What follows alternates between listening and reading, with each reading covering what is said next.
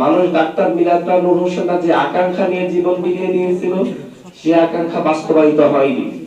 তারা তাদের পরবর্তী প্রজন্মের জন্য সুন্দর বাংলাদেশ বিনির্মাণের জন্য, তাদের পরবর্তী প্রজন্মকে সুন্দর একটি বাংলাদেশ উপহার দেওয়ার জন্য জীবন বিলিয়ে দিয়েছিল। কিন্তু তাদের পরবর্তী প্রজন্ম আমরা আপনাদের সামনে এখানে উপস্থিত।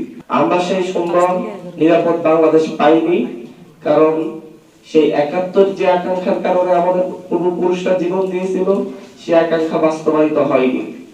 ৯০ আমাদের পূর্বপুরুষরা যে আকাঙ্ক্ষার জন্য জীবন দিয়েছিল, সে আকাঙ্ক্ষা বাস্তবায়িত হয়নি। এখন ২০২৪ এসেছে।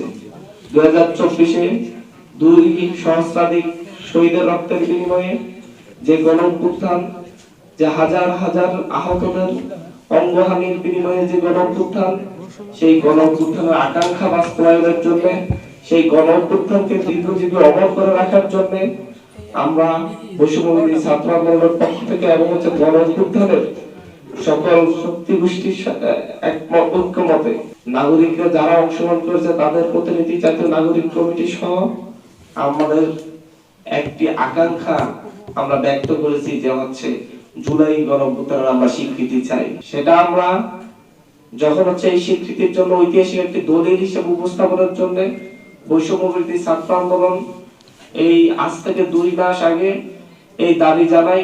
সেই দাবি নিয়ে বিভিন্ন রাজনৈতিক দলের সাথে তারা আলাপ আলোচনা করে তেমন কোনো সমর্থন না পেয়ে তারা পরবর্তীতে গণ-অভ্যুত্থানের শক্তি হিসেবে গণ-অভ্যুত্থানের প্রতিনিধিবৃন্দ নিজেরাই সেই প্রক্লেমেশন ঘোষণার জন্য ঘোষণা দেয়।